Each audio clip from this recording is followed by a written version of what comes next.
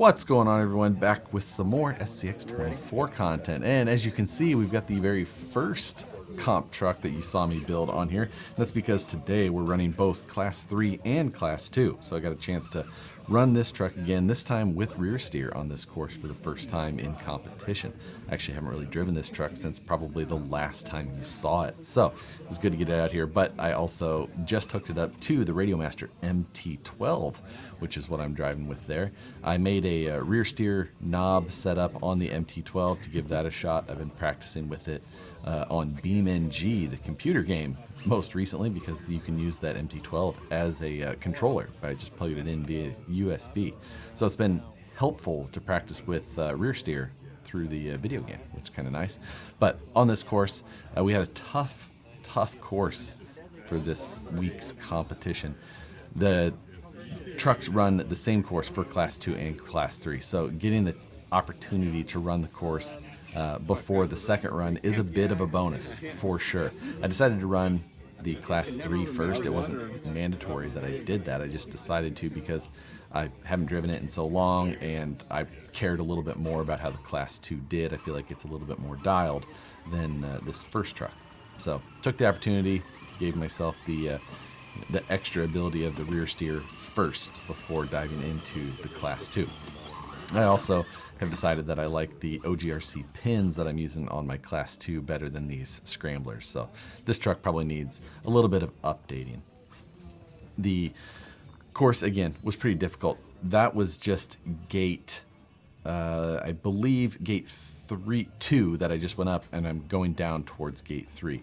This was a very difficult one, and it was tough because, as you'll see here, it throws you way off camber, and almost everybody ended up coming down this and just getting pitched off the side there. And as you do, you can come down and land on one of the other gates or just displace them both. So it became a rollover, and they place you back in an appropriate spot. That was a very common thing. This course was actually so difficult for many people that a lot of the competitors didn't make it past the upcoming gate here. This is going to be gate 4 that I go to next. Now, you can see the judge does the rollovers here.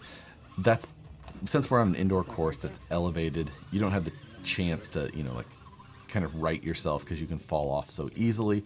So they allow judge rollovers, which are just a 5-point penalty. There's no 10-point for that. It's 10 points if you touch it yourself.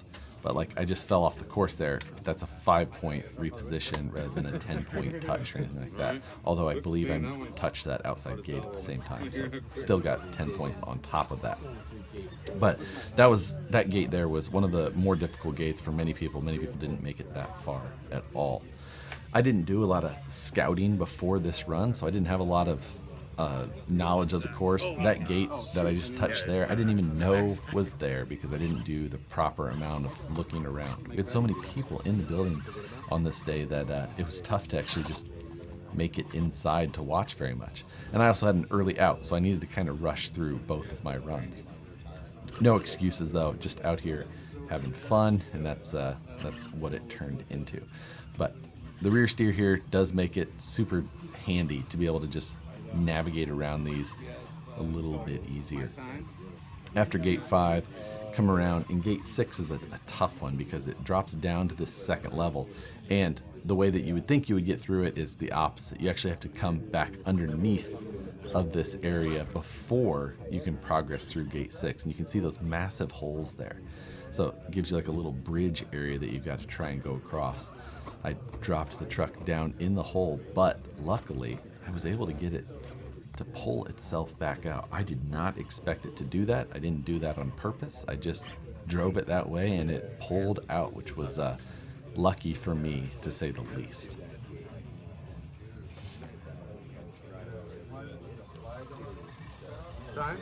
I get caught up underneath that rock, and just all of a sudden, that was the passenger side rear tire got caught underneath that little lava rock, and it just flipped me over without me even noticing. It was just a wild little deal. I had no idea how that happened at the time. Just totally unexpected. This was another just Nice gnarly gate. We run this area pretty commonly, so it's something I'm a little bit more familiar with, so kind of had an approach at it. And the rear steer is obviously super helpful to make it come around this. But as you can see, I end up hovering over that low side gate before those wheels and tires end up hooking and then get me dodged right past. We'll call that skill or luck. Hard to say. It looked good at the time. This course also, at the time that I was running it, nobody had finished. So it was super difficult all day. Competitors were just pointing out one after another. I should have taken the low gate here. I think, I actually ended up getting through that one clean with the rear steer. Gate 9 here was super tough, and it just pitched me over, and I took that lower gate. I only had about 40 seconds left at this point, though, which should be enough, but it was and then I did that, which cost myself another 5 points. I only had 20 seconds left at this point, but only one gate left to go, and just enough points to be able to attempt it. Little truck made that climb though with no problem. So ended up finishing through here. I believe in class 2 or class 3 on this day, I ended up in second place.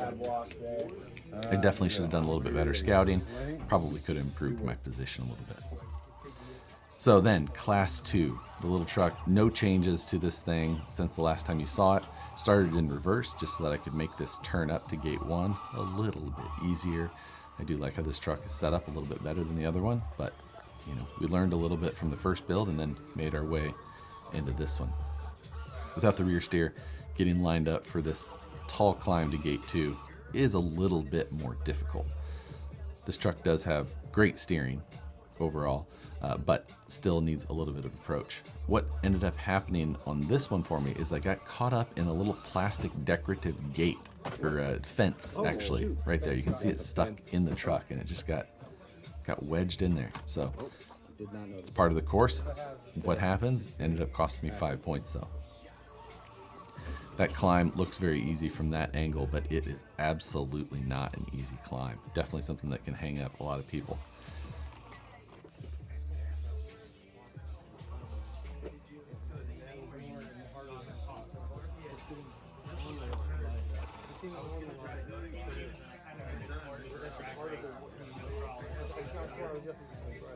Right here, my truck actually just stopped. The Furitek just stopped responding whatsoever. I still had steering, but no response from that Python Pro at all until I just let it sit for 5 seconds or so, and then it finally came back on. But that was very odd. That's the first time I've experienced that happening. Granted, the only time that I run this truck is in the videos that you guys see. I don't ever drive these things otherwise or for fun really, just for competition. So while the amount of runtime on this truck is not a lot, it's the first time that it's happened. It's something that I'm definitely not super pleased with, and it actually ends up happening more than once during this run.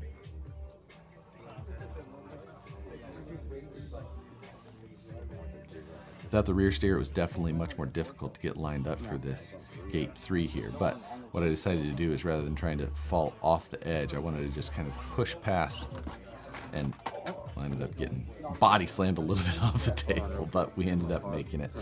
In the process, though, is it got caught and it ripped the little front body nut off, so we did replace that as part of that reposition. Whether or not they could have easily counted it as additional points, but at the same time, we just replaced it and they let me move on without any extra points happening. I did still end up taking that lower gate on gate 3, which was unfortunate. This was gate 4. Again, this was one that hung up so many people. This truck just really positioned itself and pulled right through. Made our way up the hill to gate 5 now. This time I knew that there was a low side gate, something that I forgot that fact the first time around, or didn't see it the very first time. So I made sure to aim myself much higher and try and stay as high as possible.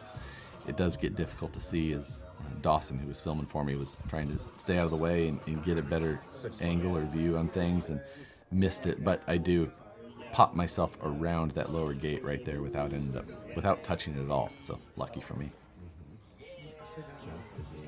Then I needed to make my way down around that gate 6, which is this is a tough, tight area up here. So I ended up having to take a bunch of forward and reverse to try and get to the point where I felt comfortable with backing this truck up that climb. And this is where it shut off again the second time. So just waiting 5 seconds or so for it to reboot and then allow me to go. If that's something that you guys have run into commonly, let me know. Otherwise, I'm probably going to look into some AM32 options for ESCs and maybe try going away from the Furitek's. We lined up and then backed through for this time, since we don't have four-wheel steer. Needed to take a little bit different approach, but nothing too difficult on that once we were lined up. Ended up doing a little rock bouncing down that hill and some break dancing to try and get myself flipped back over. It actually ended up moving me all the way over to where I needed to be, lined up for gate 7, which was again, very lucky. No four-wheel steer here, but the tires grip a little bit better, so I have a little bit better control. I can pull myself up through those gates without clipping anything. I have a little bit more time at this point than I did with the Class 3. The benefit of pre-running the course once, and also I just feel like this truck is a little bit better suited. Granted, even without rear steer, it doesn't make everything as easy. I can make things harder myself, as you can see as well, by trying to get the truck back on its own wheels.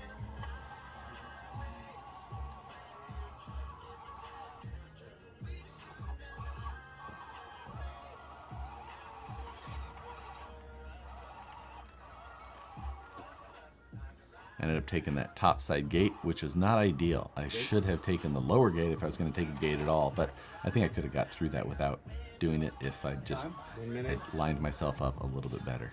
And I ended up putting a back tire on top of gate 9, but I don't know if that would have been totally avoidable regardless.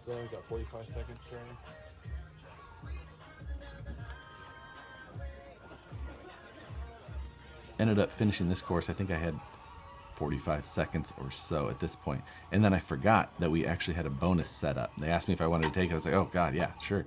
And as I tried to back up though, I was lined up right by that gate there, and I just decided to call it and leave it at that. But that's gonna do it for another SCX24 video. Hopefully you guys enjoyed it. I got a new build coming here soon. Good call. I should have just backed out of it. I forgot.